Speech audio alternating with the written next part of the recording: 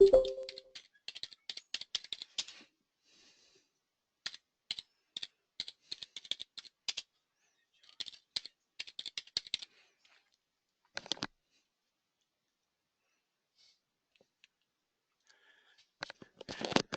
morning, this is Bob with County Records Research, and we're beginning our Wednesday webinar. It's March 8th, 2017. It's about 11:44. It's almost 11:45 in the morning. We're going to get started here in just a moment. I've activated the visual portion of our demonstration, and so you can see the main website. This is our homepage at County Records Research. Now you'll see our logo up here on top. On the right-hand side, our 800 number, and partially obscuring the 800 number, you can see the button to add or to get into our live support chat line. You can see that it's online, so we do have an operator on the chat waiting to answer people's questions.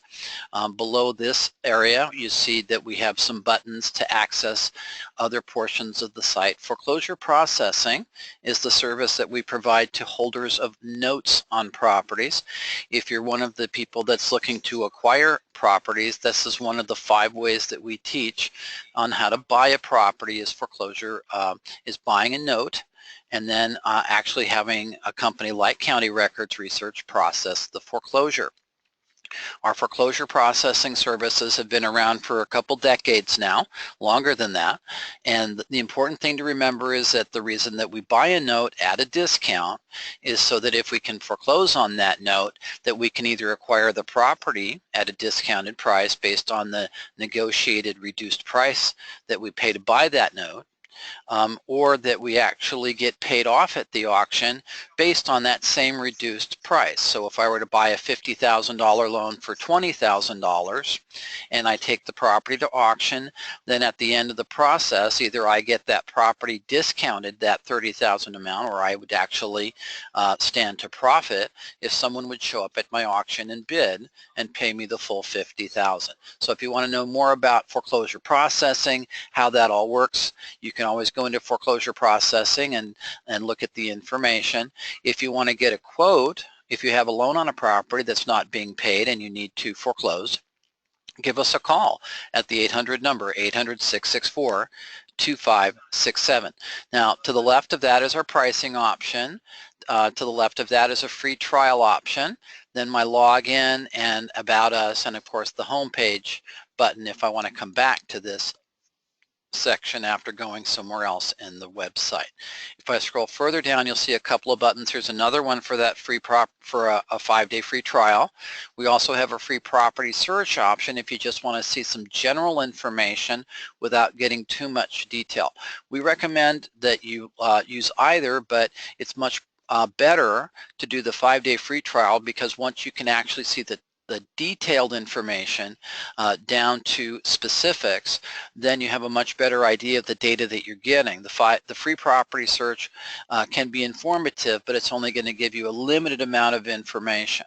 Once you've looked at it, I guarantee you're going to want to try the 5-day free trial, because then you're going to get homeowners' names, you're going to get detailed information on the loans, plus you're going to get complete addresses, including the property address and the mailing address for the property owner, which can help you to determine the best course of action to take to become the owner of that property yourself. Now, further down the page, on the home page, you'll notice that we have the option to again start your free trial. You're noticing that we really want you to get on board here and kick the tires and check it out. So now below the free trial option, you see that we have a few buttons here. Q&A with Kurt Demir is a series of videos where Kurt answers questions that people have presented to him.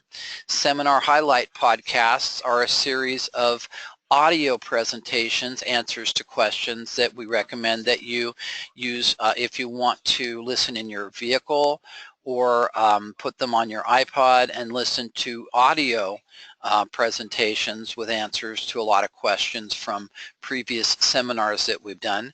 And our investment clubs button is if you want to see investment clubs in a certain area. We recommend if you're a member of an investment club, make sure that you're in our system. Let us know if you're not, because we want to make sure that all the investment clubs have an opportunity to get to know our subscribers, and our subscribers get an opportunity to get to know them. So just remember the investment clubs option is there if you want to let us know about your club and make sure it gets added to the list. Now below that we have a series of sections of the site where you can go to more information. There's About Us again that we had up on top, our privacy policy. Our calendar of upcoming events is important. I'm going to click on that. If you're already a subscriber, you already know that we do live events on a regular basis, and we do both evening and daytime events depending upon the situation. Now, the evening events that we normally get invited to are going to be presented by a local club. A lot of the time that there might be from a group of realtors that have gotten together and decided to put forth some kind of a seminar, or the note symposium that we're going to be doing coming up in April. We're going to be out in Nevada, in Clark County, Las Vegas, doing what's called a note symposium, and we will be presenting there. It's an opportunity for you to get a chance to meet Kurt Demir and to find out about the foreclosure process as it's done here in California. And we provide foreclosure processing throughout the state of California, and Kurt will be there to talk about how it all works. He can estimate the cost of a foreclosure very simply for someone that's interested in buying a note, but it's also very beneficial to have a hands-on experience with Kurt at the actual field trip that he's going to be doing out at the Nevada legal location where your Clark County properties are sold. Now, on that note, you'll notice that we've got a couple of field trips that are happening here in March. So on the 17th, happy St. Patrick's Day ahead of time, but on the 17th, Kurt's going to be at Central Avenue in Chino, 13220 Central Avenue in Chino. You notice if I put my mouse cursor over the address, I could click on that if I want to get a map. And he's going to be there in the afternoon at about 12:30 lunchtime. The auctions at that location are held around 1 o'clock, so you'll notice we've scheduled the presentation to begin a little earlier than that, because we assume, of course, that people need to get to the location, they need to park and get over to where the auctions are being held, and if you're running a little bit late, you don't want to miss anything. So we have set it to start at 12:30 with auctions that are starting at about 1. So that way, if you show up at 12:45, you still get there on time to watch some auctions take place, and you get a chance to ask Kurt some questions. Now, below is March 28th, so that's a little bit later, and that looks like that's a Tuesday, and Kurt's going to be speaking in the city of Pomona. For those of you that are interested in Los Angeles County properties, the 400 Civic Center Plaza address in Pomona is your primary auction location for properties in Los Angeles County. The properties that sell at this location vary from condos to single-family homes to multifamily properties to industrial and commercial. You name it, it sells there based on the loan that is foreclosing.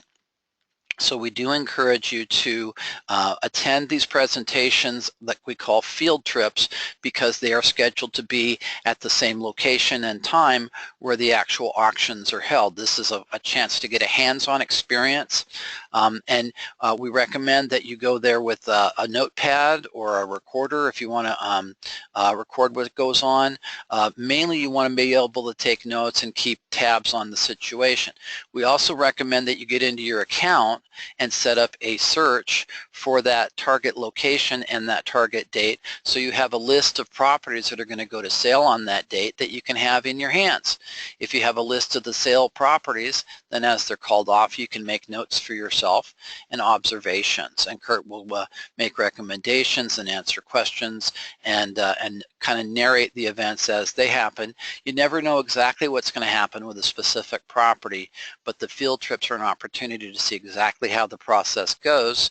And at the Pomona location, you'll also get a chance to meet our bidding agent, who is there bidding for clients that use our trustee sale bidding service, and she can answer some questions for you about that service as well. We don't charge for the bidding service unless we buy a property.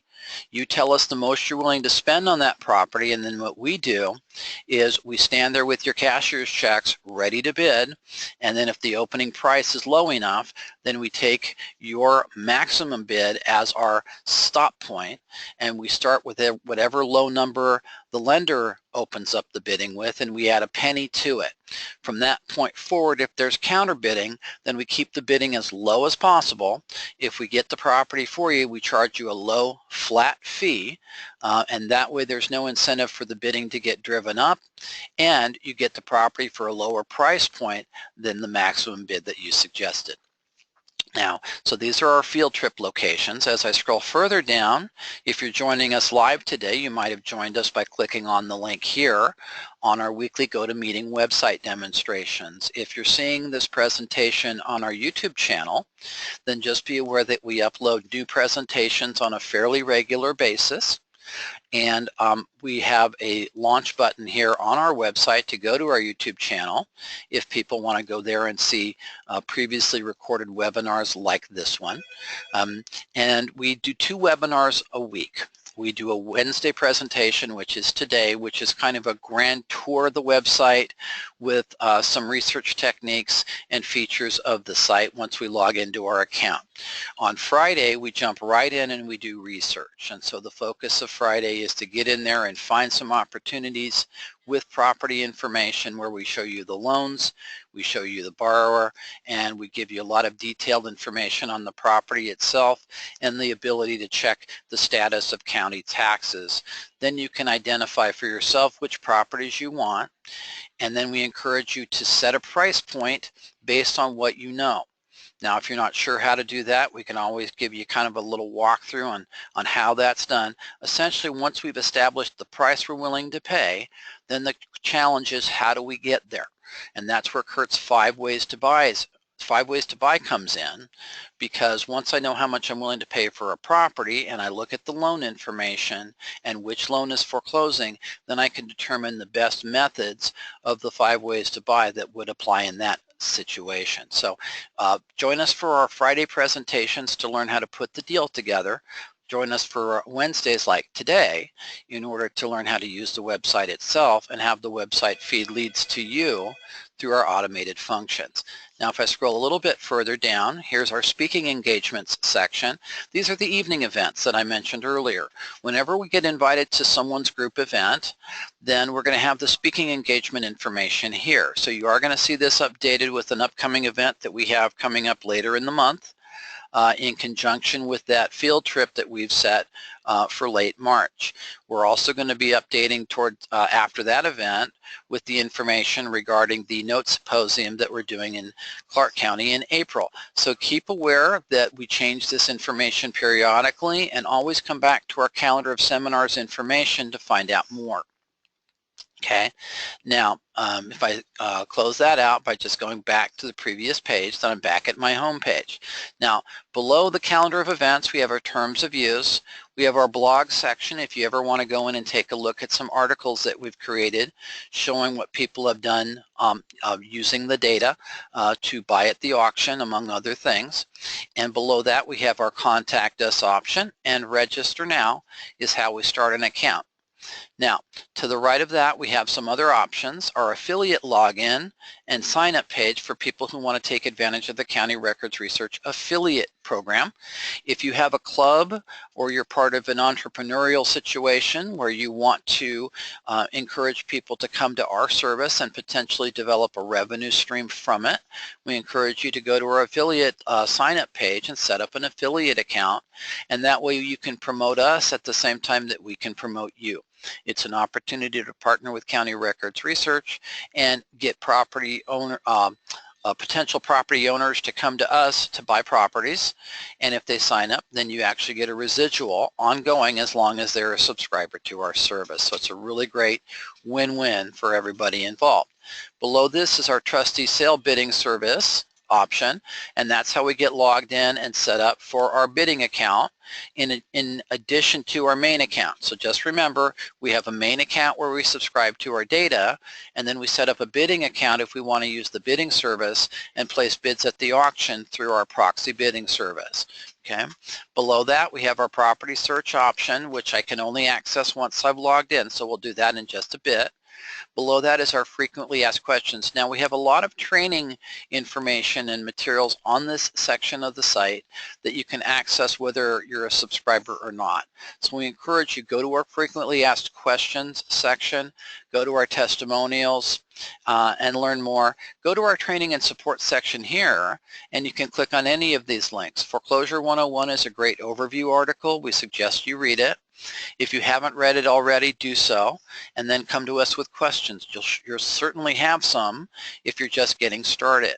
Below that is industry terms and definitions. This is a glossary of commonly used terms and the things that you're going to hear quite often in our discussions. So this is a place that you can go to if you want to just get clarification of what some words mean. Below that is free resources and links. This is a resources page that you can go to if you want to visit other websites, if you want to learn more about foreclosures from other places, but more importantly, so you can make contact with real estate clubs, with attorneys in case you need to use their services, with insurance providers and more. So don't hesitate to go to our free resources page and see what you can find there. Below that we have some video training, and then how to use this website is a series of screen capture videos that we put together so that you can learn how to set up your account, how to search properties, more details on the property search options, and more. You'll notice there's quite a few different options under our how to use the website tutorials page. Now, we also have some sign-up links under here in the section to the left of training and support. We have trustee sale field trips. We have foreclosure basics tutorial emails that we send out monthly, and we have email notifications requests. These are sign-ups so that you can get sent emails with more information. And then finally here on the right is that foreclosure processing section, again, for people that are interested in learning more about that. That being said, we're done with the home page. Let's scroll up on top, and we're going to select the option to log into our account. So I'm going to select login, and I'm going to go ahead and type in my username that I used when I set up my account initially, and my password for today. And now below that we have our CAPTCHA image. This is simply so that we know that you're you, and this looks like this is pretty easy. Now don't worry about capitalizing in this section. All we want to do is make sure we have the numbers and letters as they are in the correct order. Don't worry about capitalizing, and if I got it right, it should let me in. So it just let me in, and I'm into my account. Now once I've logged into my account, the login option is no longer visible underneath the logo at the top. Instead, I've got property search as an option to jump right into searching properties. Notice to the right of property search is the My Account option. Now that I'm logged in, I can go to the different sections within my account. So let me just point out what my account includes. So first of all, I can click on My Account, and this just gives me an overview of the service that I subscribe to with County Records Research. So this is me, Bob Baker.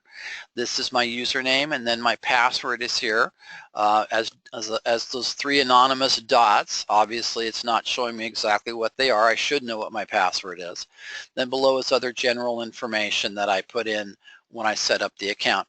Notice also here is my renewal date is the 24th of the month, and then you can see I started my account way back in 2012 because I'm a very satisfied customer. So the 24th of the month is when my account renews. All right, so it's right there, so I know. So if I need to make a change before a renewal, I can add zones or take off zones or what have you. But at least I know my renewal date is. Now, once I'm into my account information, notice also I have some folder tabs at top. I have my properties, my searches, and I have the manage folders option. So now my manage folders option allows me to manage folders within my property search screen of my account. So now notice that I have different folders here that I've set up over time. I have first TD buyouts, TD for trustee or lender.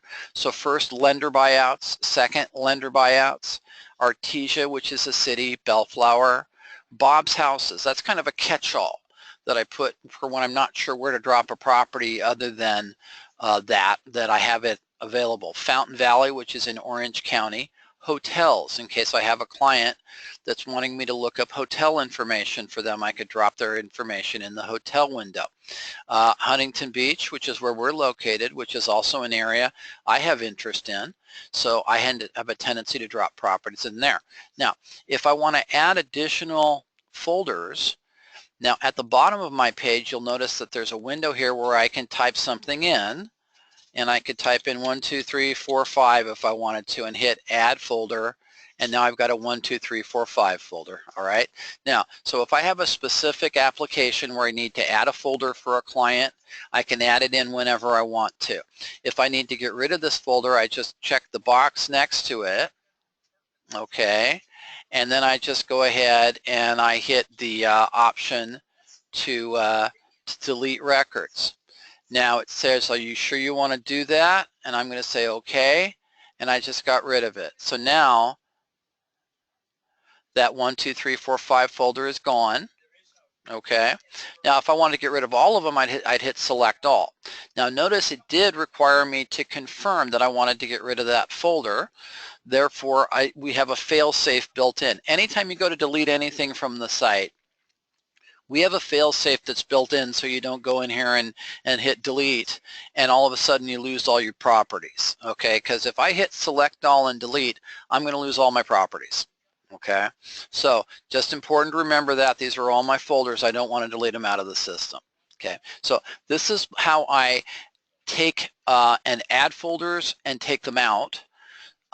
And when I first get started, this section is going to be empty, with the exception for this area right here where we add the folders, because every one of my properties folders starts with a general folder. Okay, now whenever we select my properties as a tab, notice the checkbox says all folders, and all folders is inclusive of all those subfolders that we just saw, and my general folder, which is what we see here. This is my general folder. It's all my subfolders all grouped into one set. Okay, now notice also there are two different types of profiles in this layout. There are notices of sale up on top, and the ones below are called notices of default. Look at the difference. Notices of default have much less information. There's a reason for that. A notice of default is the first stage of foreclosure. Some people call it pre-foreclosure, although that's kind of a misnomer, because a notice of default starts the foreclosure process. Okay, so a notice of default starts every foreclosure, and we pull that record from the county and we update the information in our system and put it together with complete property descriptions. So whenever I save a notice of default record in my system, it's going to have a lot of the same information as a notice of sale, but it's not going to have certain things. It's not going to have a sale date, because a notice of sale establishes that sale date. The notice of default is 3 months prior. So a notice of default is the first shot over the bow, so to speak, first shoe to drop, to use another metaphor. So the notice of sale creates the auction date to start the process of actually taking the property to auction. Now, once a notice of sale has been issued, that sale date can get postponed. You'll notice this very first property on the report is in Redondo Beach. This property is scheduled to go to auction on April 13th. That's the 13th of next month. You'll notice that the status says postponed to, because there was originally a different date, but that date has been pushed back to April 13th. So when I saved this property, it might have been set to go in March, it might have been set to go in February. But as the sale moves ahead, because there's reasons to postpone it, our system catches that information and updates the record in my saved properties window. Now notice that the one right below it in Riverside, this sale has been canceled. So this sale was set to go back in December of 2016, and that sale was canceled. Now, I didn't remove it from the report. Perhaps it's because I'm following this property. Okay, so I did not remove this from the report because I wanted to keep aware of this property. So sometimes we won't take a property off of our My Properties folder because we're waiting for something. Maybe I'm waiting to see if this sale notice will get reissued, because that happens a lot of the time. So I might have saved this record in my system, and I might have set up an email notification function to get notified of a new sale date. And if I did, notice that up on top I've got a tab here for email notifications, and I'm just going to scroll to the left a little bit. So this property is on Mockingbird Canyon Road, so I'm going to check my email notifications and see if I set that up. I probably did. No, I didn't. Interesting. Okay, so I didn't set up an email notification on that one. So maybe I might want to remove that from my Properties folder. So I'm going to go ahead and I'm going to select Mockingbird Canyon, and I'm going to scroll down to the bottom and I'm going to select the delete option. Notice again, it's giving me the confirmation request. This is my fail-safe to make sure I don't delete stuff I might need. I'm going to go ahead and hit OK. And now I've just deleted that record from my my saved properties folder. So you'll notice that we've got properties saved as notices of sale up on top and notices of default up on bottom.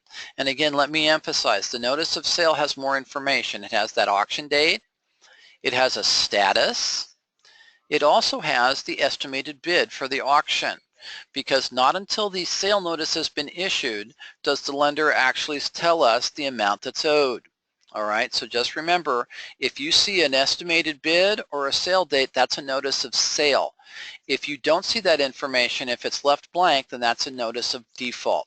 Okay, that being said, we've seen the email notifications folder. We've seen how we add a folder in our Manage Folders tab. We've seen how we can take a property off of our Saved Properties report. But let's find out some more information. We're now going to go to Property Search and set up a search. Now, this is my property search screen. If I hadn't gone to my account, I would have gotten directly to my property search screen and started looking at properties. That's what we're going to be doing this Friday. So if you want to learn more about that process, feel free to join us on Friday and learn more. So now I've selected property search. In my property search window, I have access to 5 different tabs because I have access to all 5 states that County Records Research looks into. So I've got California is the lighter of the 5, so all my California county zones are visible. Now, I can search any of these zones at the same time, or I can search one at a time. I have to tell you, I'm a big fan of less is more. I don't need to search all my county zones at the same time, especially if I'm focused on finding a specific property in an area. Now, if I'm looking for a very specific type of property, like a hotel, then I might search the entire state of California by clicking All Purchased Zones, and then scroll down to my general search screen and select property use commercial. Now notice, once I selected a property use code, the system gave me a subcategory box, and I can go down there to hotel motel, okay, if I wanted to. Okay, now in general, most of our clients aren't looking to buy a hotel or a motel. Most people are looking to buy a house or a condo, or maybe a duplex or a fourplex. Okay, not everybody has the budget for a hotel. Okay, for that reason, I like to take you on a property search that's going to be a little bit more limited. So I'm going to say, I don't want all the zones, I just want one, and there's a reason for this, and I'll show you. So I'm going to select one of my favorites, Los Angeles County South. Now, if you're not sure what target area to go into, remember that you can put your mouse cursor over the zone and open up a window that gives you a list of cities in that target zone. So now I've just opened up that little window and I can see Artesia, Avalon, which is actually on Catalina Island, Bellflower, Belmont Shore in Long Beach, Compton, Dominguez Hills, Lakewood, one of my favorites, Linwood, Palos Verdes Estates, Paramount, and more. These are all the cities, or actually the majority of the cities, because there could be newly incorporated cities we haven't included yet, but this gives you a general idea of this South Bay area and a lot of the cities that it includes. So if I decide that there's a city in this grouping that I want to target, then I know I've picked the right county zone. Now, if I scroll further down, here's a section called single property search that we talk about in our Friday presentation. Now, the single property search is essential in doing secondary research on a property that we've come across and we want to learn more about, especially if we're buying at auction. Okay, single property search is a way of doing further research into the archives of county records research to verify that the loan information seems to be accurate. It's also very beneficial to find out if there are other foreclosing loans on the property, because you can have more than one party that's owed money on a property that's not being paid. And therefore, it's helpful to know if there's a first, second, and third, if there are multiple foreclosures, because there can be. Now, most of the time, there will only be one loan foreclosing at a time. But there have been odd situations where you've had a first and a second simultaneously foreclosing on a property. For that reason, you can use the single property search to make sure you know not to bid on a second if the first is going to auction tomorrow. And if you want to learn more about what that means, give us a call or send us a chat request to learn more about that process. When we bid on a second at auction, we become the owner of the property. But if the first goes to auction the very next day, we could lose our ownership and have spent our money for nothing. Okay. If I'm going to bid on a property, I want to make sure that I'm going to own it. Okay, and I want to make sure that I'm going to own it with the right loan information. So I always want to do secondary research with the single property search and then follow that up with a call to title to make sure I didn't miss anything, or a call to county records research to check with us. We'll be happy to coach you on the process and let you know what we think. Then we're also going to make another suggestion, which is that you do follow up with the title company regardless to make sure that our information is true and accurate. Most of the time it is. If I'm buying at the auction, though, I need to double check. Just like I would get a second opinion in a medical situation, we definitely want to get a second opinion in a title situation. It just helps to have the experts look the information over a second time. Okay, so the single property search is very important. We learn a lot about that on Friday, and we might see a little bit of it today. Okay, now, once I've picked LA County South, I'm going to go down to my general property search screen. Now, this screen's in two parts. We have a map at the bottom because we have a polygon option where we can actually draw a geographical box around a target area. Okay, so I can do a polygon around Santa Ana or Huntington Beach if I was searching Orange County. Now, with LA County South, I would make sure that I'm targeting the right area, and I could draw a box around Lakewood or Signal Hill, Long Beach, Wilmington. I can target whatever area I want. I could target just Norwalk or Cerritos. Now, I can make a larger box and target a whole big area like I just did right here. Now notice I just used my left click option. I'm going to clear the map and do it again.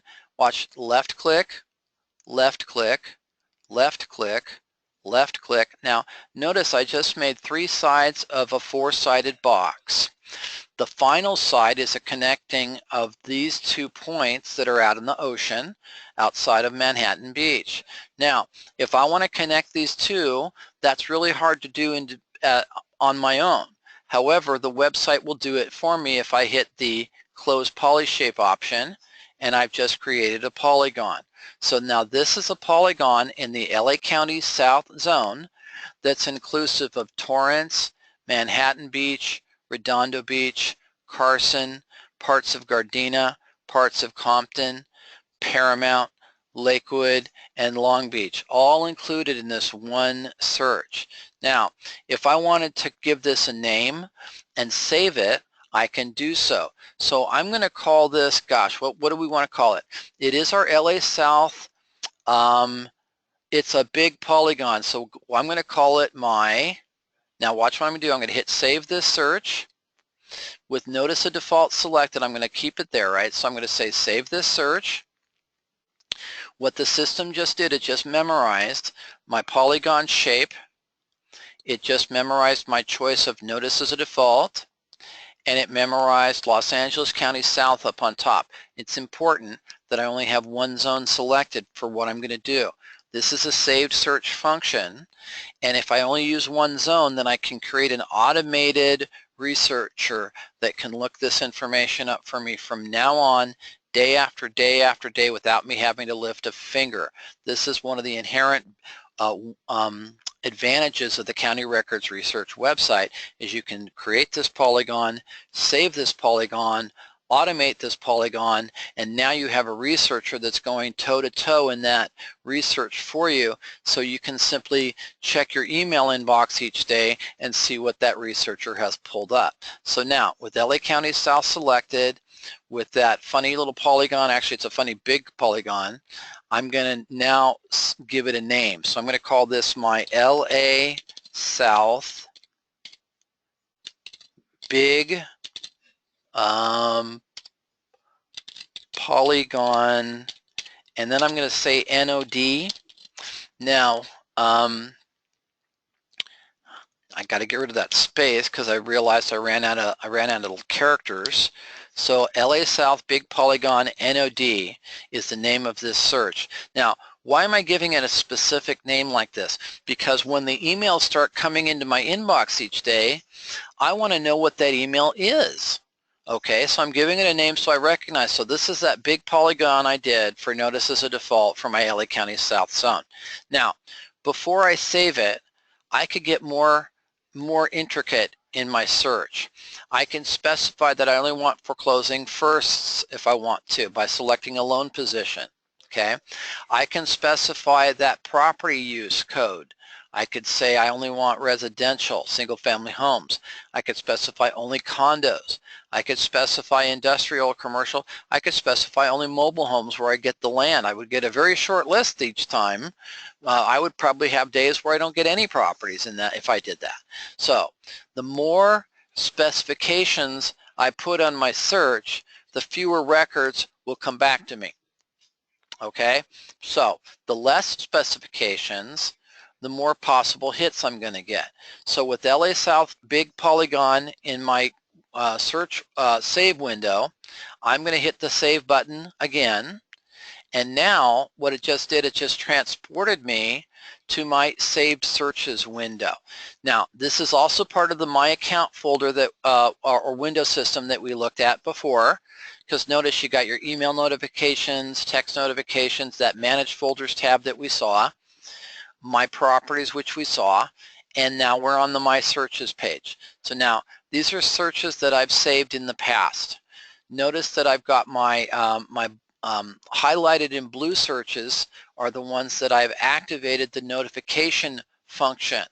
Okay, if it's not highlighted in blue, you haven't activated the notifications. So notice all of these that are not highlighted, the option is to activate. Those that are highlighted, the action is to deactivate. So this one, this is my Irvine notice a default polygon. Okay, now so that's one that I saved before for properties in the city of Irvine, and if I click on it, this takes me back to that search page.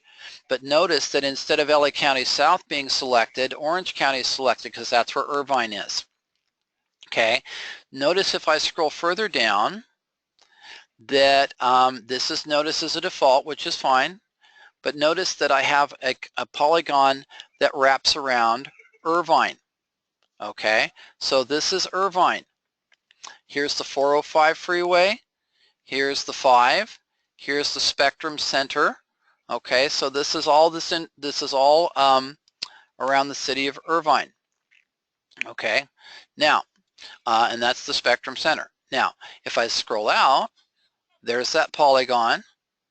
Okay, now once I've selected that save search like I just did, I can then add in those parameters like I talked about. I can specify that I only want to see condos on this one particular search, and now Also notice when I selected that saved search, the system didn't give me dates from way back when I set that search up.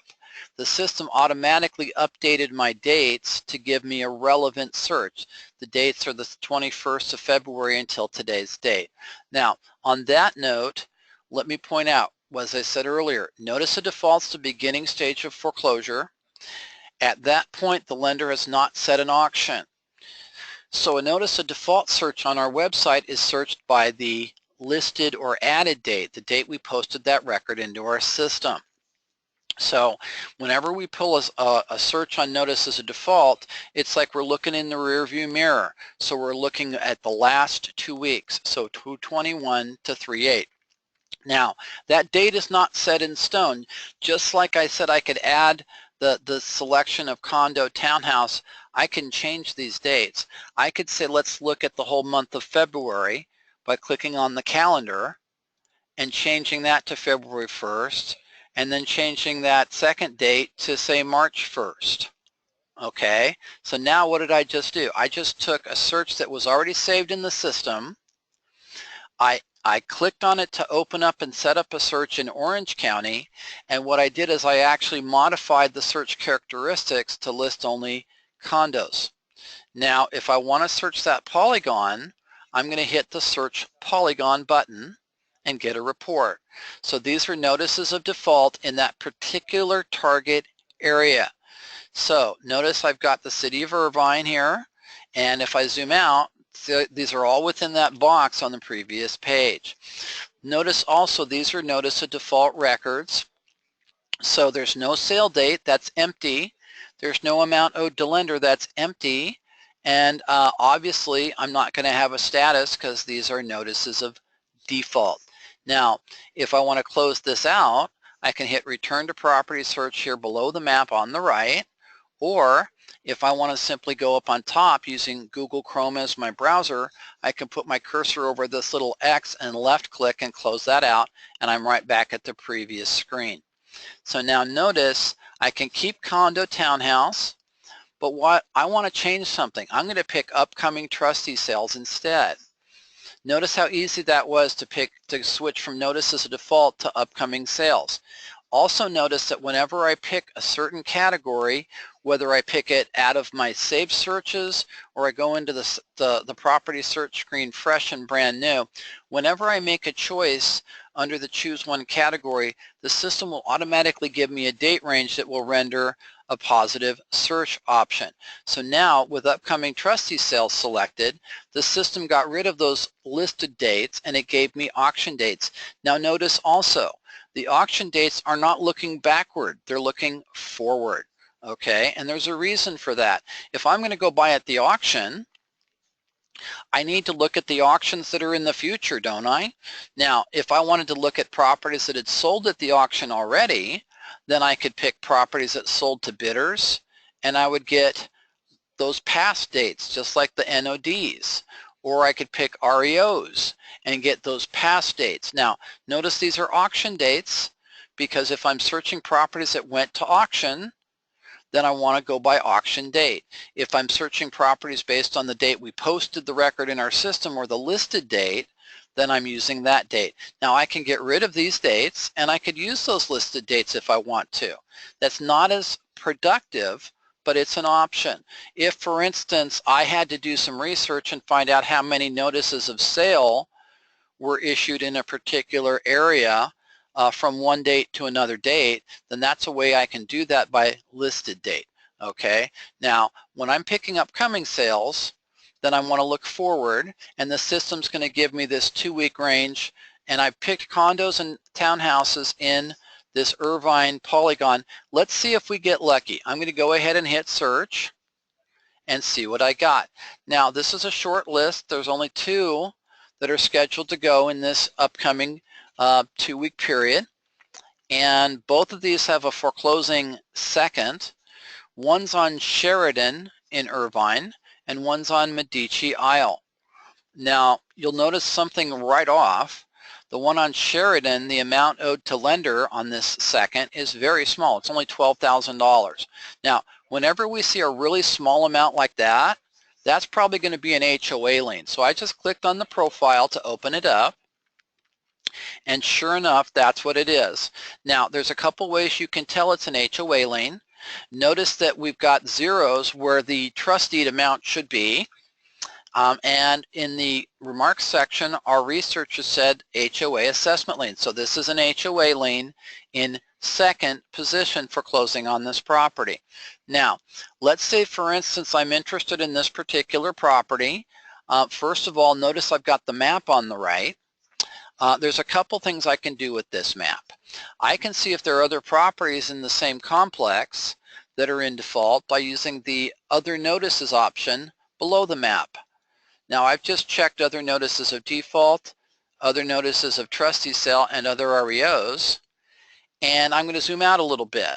So notice now I got an idea of the characterization of the activity in the area based on the foreclosure notices we've received. So every one of these is viable if I wanted to go make offers, and if it's green, then it's potentially a bid at auction. Okay, now any one of these properties has the potential for me to go get a listing if I'm an agent, or to go make offers if I'm a potential buyer. Now, if it's been bought by someone else, this one here that's got that lavender shade on Magellan Isle, this property went to auction in June of last year, and that's why it changed from green to lavender or purple, because this one sold. Now, this one up here on Monroe, this one changed from green to red. This sale just got canceled. This was set to go to auction in January. Now notice I've got some details in these little dialog boxes. Now if I wanted to know more, I could put my cursor into the box, put it over the address, and left click and open that property. Okay, now if I want to learn more about the particular property, I'm going to uncheck these, and that leaves me just the one property the profile is all about. Now I'm going to zoom in with the wheel on my mouse. Now if you have a tablet or a phone device and you want to zoom in, we have the option of using these little magnifying glasses here on the left. But since I'm using my desktop, I can use the wheel on my mouse, and I can be very controlled in how I zoom in and out. Now if I hit my bird's eye option, now I have a view of the property itself. So this property that's in Irvine on Sheridan, what I just noticed, a couple of things. First of all, this is a house that is part of an association controlled community. So this is a standalone home, but they have an HOA. I have a similar situation myself. We have very small HOAs where I'm at. Now, their HOA here is owed $12,000 because evidently they've missed quite a few HOA payments. Now, this is a foreclosing second, and there's a first that is the loan on the property. Now this looks like a purchase loan from March of 05. Notice we've got March of 05 up here, March 22nd, and the purchase date is the same. So it looks like the property owner bought the property in March of 05 for $566, and at that time they took out a loan for $424,000. Now, also notice the property that we're talking about is on Sheridan and Irvine, right? That's the house here in the picture with the pool. But look at the address of the property owner, Daisy Street in Ladera Ranch. So Peter and Susan Grimes, they don't live at the property. This is income property. This is a rental unit. They bought it in 05, so about 12 years ago they bought it, and they've been renting it out to someone and not paying the homeowners association. So if I was going to hazard a guess, I would suspect that they haven't been paying the senior loan either. So I think they're going to be behind on this loan as well. Now, if I wanted to know more about that, I would say let's copy the parcel number, left click and drag, right click, copy, and I'd go back up on top here to my County Records Research main page tab, and I would scroll up top to my single property search, drop the parcel number right in the third box there. Now notice, if the parcel number drops in the box and it is not justified to the left-hand margin, then I'm going to go ahead and put my cursor here, and I'm going to hit backspace, and I'm going to hug that APN right up to the left margin and hit search. Now, the reason I did this is to show you our single property search option with results. Remember what I said at the beginning. You could have a property that's got more than one lien or loan foreclosing. Now, in this case, there's a foreclosing first loan and there's a second from the HOA. Notice also the records in our system. Remember when I showed you the My Properties folder with the notice of default versus the notice of sale, and notice you've got 4 documents here that have no estimated bid and no sale date. They only have the added or listed date. These are default notices, okay? So now, the lender in first position, notice the loan position column, the lender in first position has tried to foreclose on this property since 2013. Now, also notice that this lender is set to go to auction in April. So the loan that's, or the lien, excuse me, for the HOA is set to go to auction tomorrow, 3/9. But the loan is going to auction in April. Okay, so would I bid on this second tomorrow? Not necessarily. If I wait until April, then I can bid on the first. Now, here's the difference in the thought process though. Notice that the first is owed $572,000 that's set to go to auction in April, whereas the second's only owed $12,000.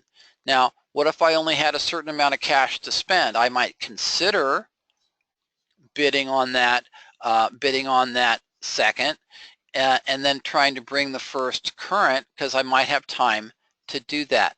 Now, but the first is owed that $572. So again, let's take advantage of the fact that I've got multiple tabs open. See the property profile tab here? I'm going to click on that and open the profile. So now, just to be clear, that first that we know is foreclosing is owed $572, right? Look at the market value according to our estimate of value is about $568. Looks to me like there's no equity in this property. Okay, so would I want to buy this property? I don't know. I think I want to wait for that first to hold their auction, and I want to cross my fingers and hope that at their auction they discount. Because if they're owed $570 on a property that's worth $570, then it's very likely that they're going to take that number down to as little as 5 or maybe 4 and change. I think it's very likely that the lender in first position will do so. Now, if the HOA lien in second position postpones their auction until after the first has held theirs, then there's also the possible advantage that the HOA lien will get wiped out by the auction on the first loan. So there's a few different ways I could play this one. Okay, I could wait until the auction happens on the HOA this week, and if it does, make an offer to the property owner as a short sale, because one unique characteristic of an HOA foreclosure is the auction property does not become owned by the bidder, in that case either a third party or the HOA. I don't think a third party will bid though. If the HOA takes this at auction this week, they can't take possession or ownership for 3 months, 90 days. So one way I might play this is wait until after the HOA has held their auction this week, if they do, and then approach the property owner with a short sale offer and see if I can get them to accept my short sale. Now, in a lot of cases, a short sale is hard to close because the homeowner is going to lose, they're not going to get any cash out of it. On the same token though, in this particular situation, the process of foreclosure has put a time limit of 90 days on these property owners before they're going to lose complete title, and they're not going to get any cash out of that anyway. Okay, and so I can make an offer to the owners, Peter and Susan, at their location on Daisy Street after this auction on the HOA takes place and see if they'll agree to a short sale. Now, does that mean the lender will accept the short sale? I don't know, but I won't know if I don't try. Okay, so in this particular case, let's say I'm interested in this particular property and I just want to know if the HOA takes it to auction. So what I'm going to do is I'm going to go ahead and I'm going to choose my save option, and I'm going to pick under my general folder, I'm going to see if I have a folder I can drop this into. Well, I'm just going to call this Bob's, I'm going to put this into my Bob's Houses folder because I'm really not sure where I want to drop it. So I'm going to say Bob's Houses, okay? And then I'm going to hit save, okay? Now, I've just saved that record to my Bob's Houses folder. Now, that means that I'm going to keep track of it there. Now, what else can I do? First of all, this is a sale notice record, so I'm going to go down to the bottom, and I'm going to select the email update option. So I'm going to select email me when status changes. Now, this is going to update me regardless of what happens this week. If it gets postponed, I'll know about it. If it gets canceled, I'll know about it. If it goes to auction and going, it sells to the HOA that's foreclosing, I'll know about that too. So I've selected status changes. I'm going to put my email address.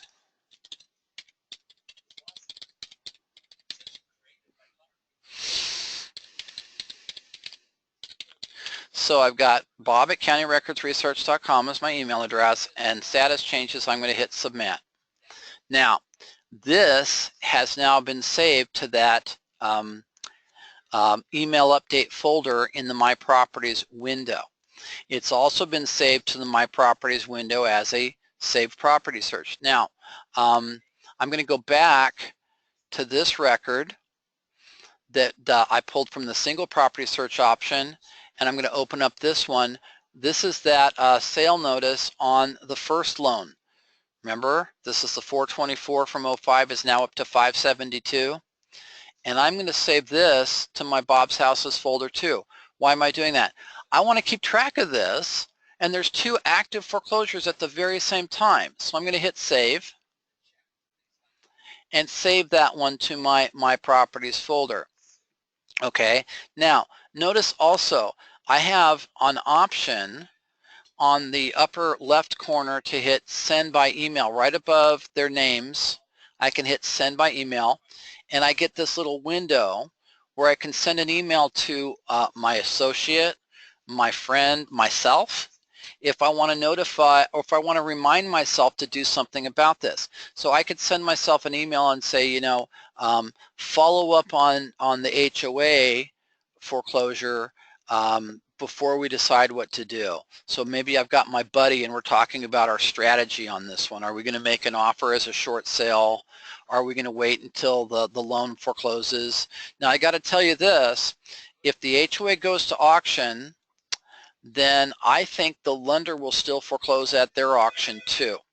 Okay, I think the HOA will just simply make a mistake if they do that.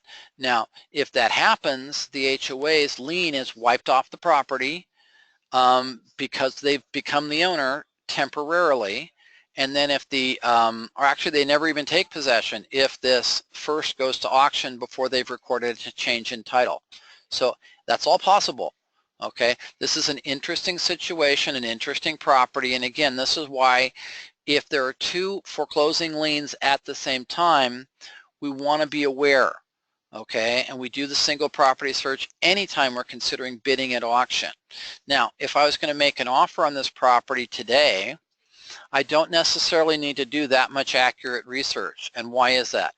Because I'm going to set a price point for myself that makes sense. I know they're upside down. If I'm buying this property as an investor, then I'm not going to pay full pop anyway. I need to get it for less. So I'm going to set a price point that makes sense for me, so I can go in and I can buy this property and get myself a good deal. And I've got to get Peter and Susan to accept my offer as a short sale. Once I've gotten Peter and Susan to accept my offer, then we need to open an escrow and see if we can convince the lender that it's the right thing to do. So does that mean that I can close on this one? It's a toss-up. It really is. The lender could say, sure, we'll accept that short sale offer. I could go in and offer them, let's see, what's this place worth? $568. I could offer them $430. Okay. Now the lender would have to take a haircut. If the HOA had already run through their foreclosure, then that's a done deal. And I wouldn't have to worry about that number. Now, if the HOA were to postpone their auction, then what's going to happen is that HOA lien is also involved in the negotiation as to what the final amount is on the short sale. So any open liens on that property have a say in the matter. So when we make a short sale offer, just be aware that's the case. Now, if this had plenty of equity, then I could make an offer subject to an existing loan. If there was a loan and an HOA lien, then obviously the HOA lien is going to want to get paid off in the process of that escrow. Okay, but we've learned how to save our property profiles. We've learned how to set up saved searches and save them. We've learned that we can activate a previously saved search and use that to make a modified search using similar information. We've also learned that if we go to our My Account folder, that we can activate our saved searches, right, by simply going and hitting the activate option. So this polygon that we created for LA South Big Polygon, I'm going to go ahead and hit activate. And now I've set that up as an automated function. Now, remember this is where we got started. This is my NOD polygon, right? One more thing I'm going to do is I'm going to change it to trustee sale notices instead, and then I'm going to hit save this search a second time, and I'm just going to save the very same search,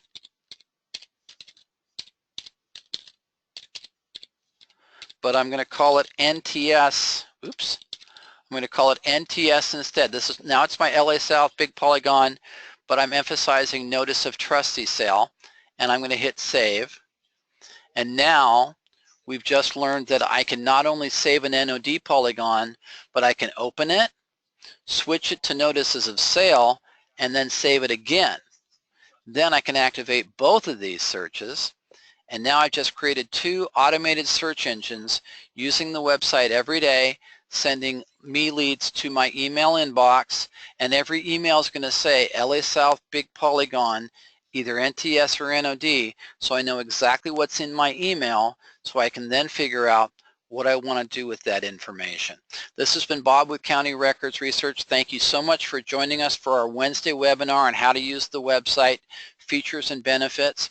If you join us on Friday, we're going to learn more about the website. We're going to learn more about doing research on specific types of properties, and we're going to see opportunities to purchase properties that are coming up at upcoming auctions in Southern California. Again, thanks for joining us. We'll see you on Friday.